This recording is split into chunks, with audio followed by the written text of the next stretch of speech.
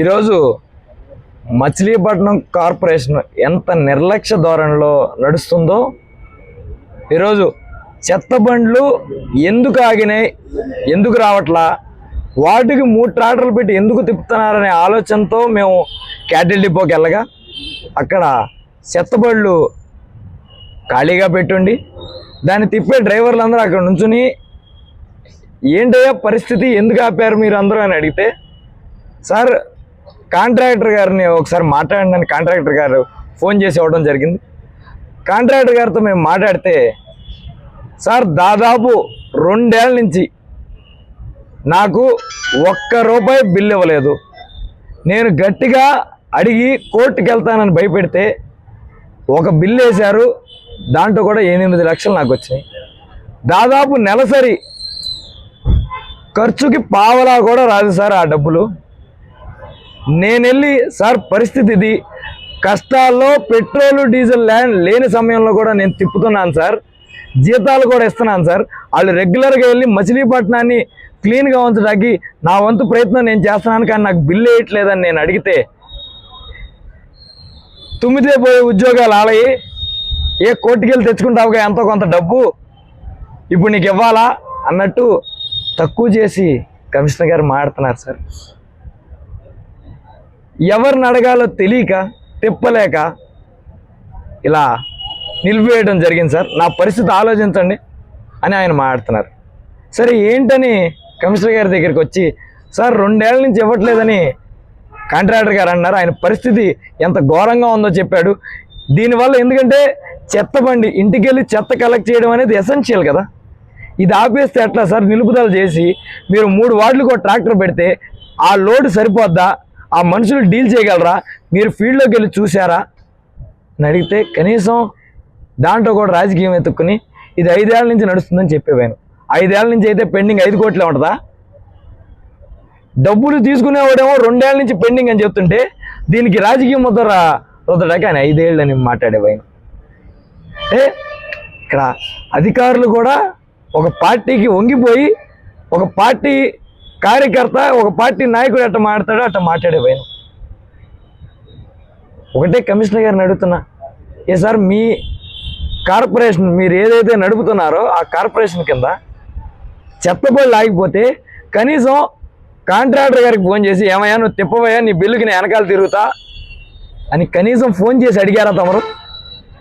కనీసం ధైర్యం చెప్పి అతను తిరగమన్నారా? ఎందుకు ఆగిపోయినాయి అని అడిగాము మనం?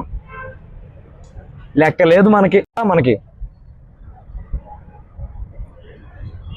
ఒకటే మిమ్మల్ని అడుగుతున్నా, పై అధికారులు అసలు ఈ కార్పొరేషన్లో ఏం జరుగుతుంది, డబ్బులు ఏ విధంగా మాయమవుతున్నాయి, జనరల్ ఫండ్ ఏమవుతుంది అని మిమ్మల్ని అడగడం వాస్తవం కదా? దానికి ఏమైనా సమాధానం ఇచ్చారా? కోర్టు నుంచి వేసిన రోడ్లకి వాటికి బిల్లులు అడిగితే బిల్లులు ఇవ్వకపోతే రోజు కోర్టు చుట్టూ తిరగడం వాస్తవమా కాదా? కనీసం కోర్టును కూడా పట్టించుకొని పోయినామా కాదా మనం? కాబట్టి ఎంత నిర్లక్ష్య ధోరణిగా అధికారులు ప్రస్తుత ప్రభుత్వం వారు ఉన్నారు, ఇంతకంటే ఉదాహరణ ఏం చెప్పక్కర్లా. ఒకటే చెప్తున్నాం, సత్వరమే దీనికి పరిష్కారం చూపించకపోతే చెత్తబళ్ళు మళ్ళీ యథావిధిగా రోడ్డు మీదకి వచ్చి చెత్త కలెక్షన్ అనేది డోర్ టు డోర్ స్టార్ట్ అవ్వకపోతే దీని మీద నిరసన తెలియజేయడానికి రోడ్డు మీదకి వస్తాక కూడా మచిలీపట్నం కార్పొరేషన్ ప్రజలందరి తరఫున వైఎస్ఆర్ కాంగ్రెస్ పార్టీ పోరాటం చేయడానికి కూడా సిద్ధంగా ఉంటుందని తెలియజేస్తాం. మా నియోజకవర్గ సమన్వయకర్త కిట్టు గారి నాయకత్వంలో వైఎస్ఆర్ కాంగ్రెస్ పార్టీ మాజీ కార్పొరేటర్లందరూ, అలాగే మచిలీపట్నంలో ఈరోజు మచిలీపట్నం మున్సిపల్ కార్పొరేషన్ని స్పెషల్ ఆఫీసర్గా పరిపాలన చేస్తున్న కలెక్టర్ గారికి నేను విన్నవించుకుంటా ఉన్నా ప్రజలందరి ద్వారా మీకు, అయ్యా కలెక్టర్ గారు, మీరు వారానికి ఒకరోజు ఫోటోలకు ఫోజులు ఇచ్చి సైకిల్ మీద మోడీ గారు పిలిపించారు, ఇంధన పొదుపు అని సైకిల్ మీద తిరుగుతున్న మీరు మచిలీపట్నం మున్సిపల్ కార్పొరేషన్లో 2 లక్షల పైచిలకు జనాభా ఉన్న ఈ మున్సిపల్ కార్పొరేషన్ని అధ్వాన స్థితిలో ఉంచుతున్నారా లేదా అనేది ఒక్కసారి ఆత్మపరిశీలన చేయండి కలెక్టర్ గారు. ఇవాళ మచిలీపట్నం మున్సిపల్ కార్పొరేషన్లో కమిషనర్ పట్టించుకోని పరిస్థితి, ఒక్క అధికారి పట్టించుకోని పరిస్థితి. ఈ రోజుకి చెత్త ట్రాక్టర్ చెత్త ఆటోలు ఆగిపోతే కనీసం 5 రోజులు వస్తూ ఉంటే పట్టించుకున్న నాయకుడు లేడు ఇక్కడ, పట్టించుకున్న అధికారులు లేడు ఇక్కడ, కనీసం ఏమైంది అని అడిగిన ఒక్క పై అధికారి కూడా లేడు. మరి స్పెషల్ ఆఫీసర్గా పరిపాలన చేస్తున్న మీరు దీని మీద ఏం నిర్ణయం తీసుకున్నారు ఒక్కసారి కలెక్టర్ గారు మీరు చెప్పాలా.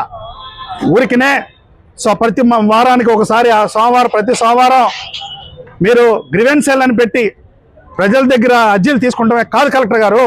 మచిలీపట్నం మున్సిపల్ కార్పొరేషన్లో ప్రజల మన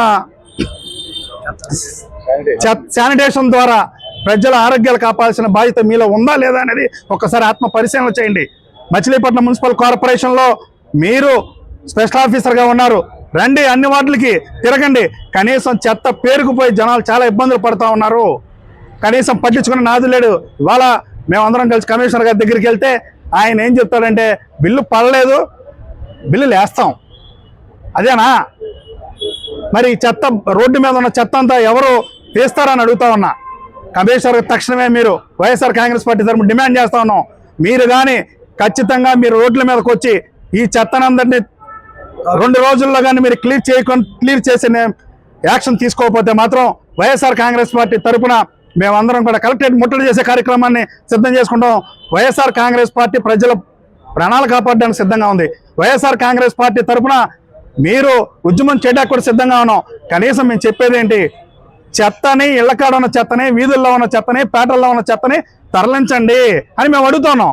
మీరు స్పెషల్ ఆఫీసర్గా ఉన్నారుగా, అంతే తప్ప మోడీ గారు చెప్పారు, చంద్రబాబు గారు చెప్పారు, పవన్ కళ్యాణ్ గారు చెప్పారని చెప్పి సైకిల్ మీద తిరిగి మీరు రోజులు ఇవ్వడం కలెక్టర్ గారు దయచేసి దీని మీద యాక్షన్ తీసుకోవాల్సిందిగా. లేదు మీరే రోడ్ల మీదకి రండి, మీరే ప్లాన్ ఆఫ్ యాక్షన్ తయారు చేయండి. 2 రోజుల్లో ఎక్కడైతే డంపింగ్ ఉన్న చెత్త అంతా కూడా రోడ్ల మీద ఉన్న చెత్త అంతా కూడా క్లియర్ చేసి మచిలీపట్నం మున్సిపల్ కార్పొరేషన్ని పారిశుధ్యాన్ని జనాల ప్రాణాలు కాపాడవలసిన బాధ్యత మీరు తీసుకోండి కలెక్టర్ గారు అని చెప్తూ మరి 2 రోజులు టైం ఇస్తా ఉన్నాం, 48 గంటలు. ఖచ్చితంగా మీరు కానీ ఈ కార్యక్రమం చేసేటైతే మేము శభాష్ అంటాం, లేదా మా వైఎస్ఆర్ కాంగ్రెస్ పార్టీ తరఫున ఉద్యమం తీవ్రతం చేస్తామని చెప్పి కలెక్టర్ గారు హెచ్చరిక జారీ చేస్తారు.